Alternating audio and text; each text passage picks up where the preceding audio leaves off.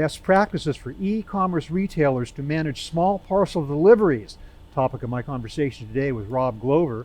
He is Vice President of Sales with OSM Worldwide. Hi, Rob. Morning, Bob. Good to see you. Thanks for being with me.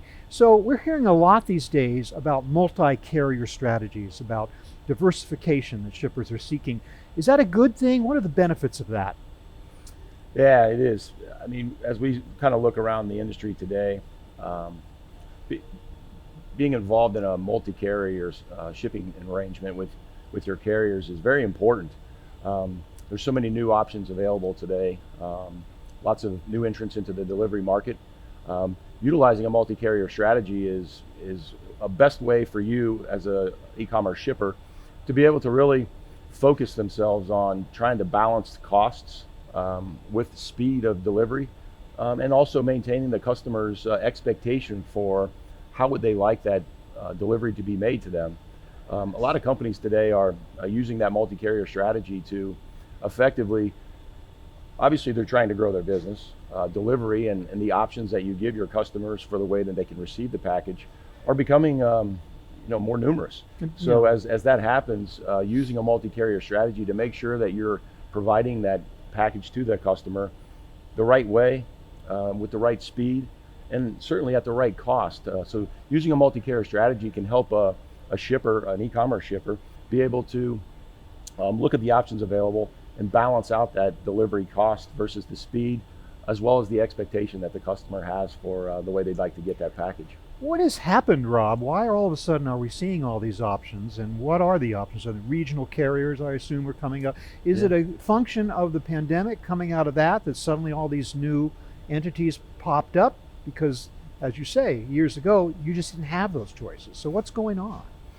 Yeah, I mean, the pandemic, I think, it was definitely a part of it. It kind of like supercharged the industry a little bit. Just because there was probably a couple years worth of natural growth in the e-commerce space that was kind of jammed into a short window of time when people didn't want to leave their homes or couldn't leave their homes. Right. But now that we kind of recovered from that, we're starting to balance that back out.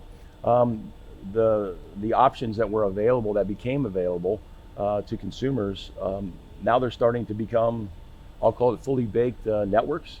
And that demand for those services has not really fallen off. It's maintained itself.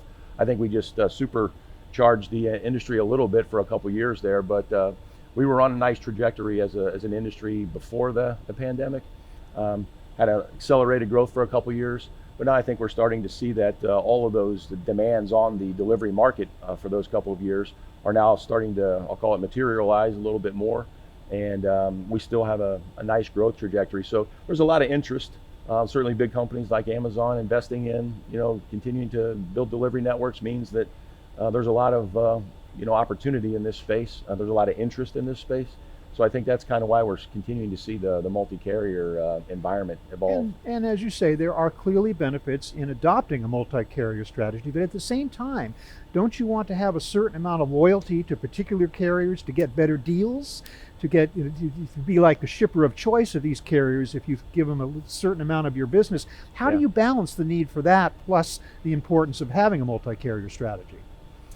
Yeah, I think when you look at the marketplace today, most of those new entrants to the market and the carriers, I feel like the emphasis is less on bundling everything with that one carrier to show that maybe your loyalty that you're referring to.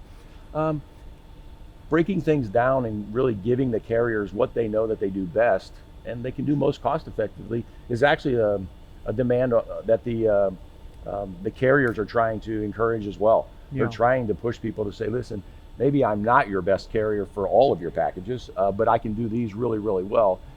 That's part of it. And I also think that, everybody can't do everything in the delivery market. I think that's why there's a lot of these new emerging entrants as well. The demands of the different service levels.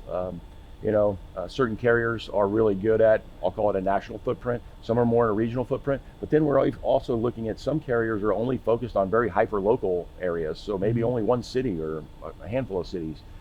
So the demands that are available, or I should say the options that are available are really creating different demands in different areas where, if you're trying to meet the needs of each one of your customers, it may require you to really look at multiple carriers to be able to fulfill Yeah. that. I'm guessing that a multi-carrier strategy is especially attractive during peak season when the more established carriers have a tendency to put a cap on the amount of business of your business that they'll even take. So it becomes super important to have others to go to, right? Sure, yeah, it does. Yeah. And on that line, there's definitely a lot of considerations to make using multi-carrier strategies when you're trying to balance your volumes. Mm-hmm. I haven't seen as many caps on volume as much this last year, last peak season, and going into this peak season. But the cost that you may pay, there may be some demand surcharges that are applied to your packages. So trying to Right. balance the cost with using multiple carriers to kind of keep your volumes in I'll call it a normal range, will be a challenge for some companies. Well, so tell me more about a strategy as to how you do control costs, because you have all these accessorials, you have, multi-carrier strategy might end up costing you more if you don't have the loyalty with, I don't know how it works, but Yeah. what are some tips for doing that? Yeah, trying to control costs. I always encourage customers when we talk to people who are interested in trying to control their costs. There's a lot of different categories to consider. Some companies do certain things very well that help them control costs. And some people struggle with, the multitude of options that really can impact the cost that you're paying for a shipment. A couple things that I think usually will amount to some success for shippers to consider.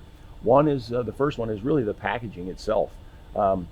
You see a lot of different options for people who they don't fit the packaging to the actual item that they're shipping, Mhm. which can cause more cost there. It can be dimensionally too large, or they can put either too much or too little fillers in those packages, so they can cause a dimensional situation to happen. Or if you don't put enough, you can have damages, so your reship rates can go up, which impact your costs.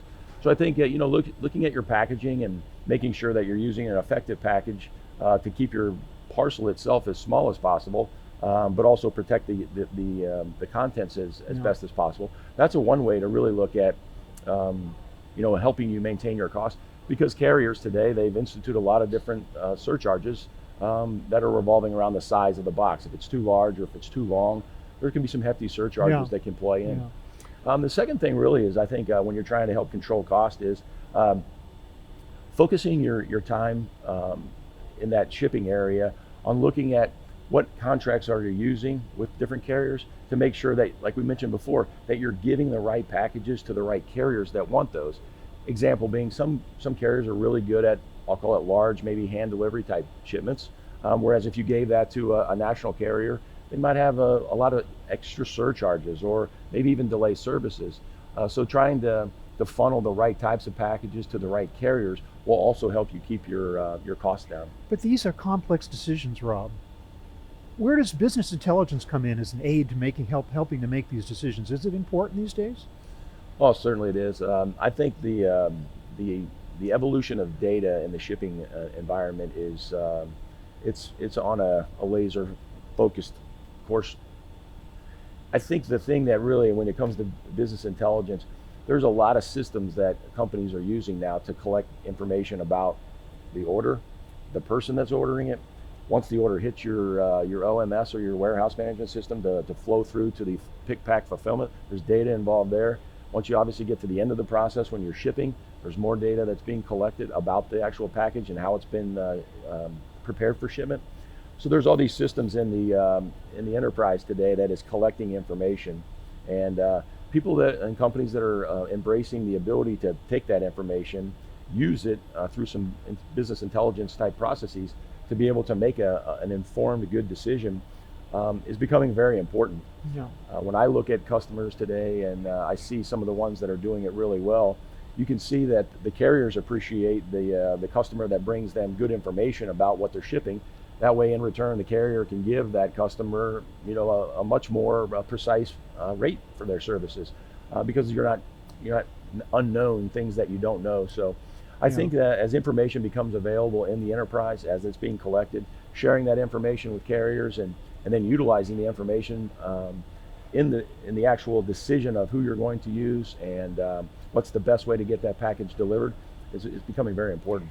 Rob, thank you so much for your insights into this issue of how e-commerce retailers can manage their small parcel deliveries so much better these days. I really appreciate that. Yeah. But I do want to ask you for a moment to give us a little bit of information about OSM Worldwide. Where do you fit into the picture today? Yeah, thanks. It's great being here. OSM is we're one of the largest workshare partners of the United States Post Office. So we work everything that would flow through our network would be ultimately delivered by the USPS out to the final mile to the consumer.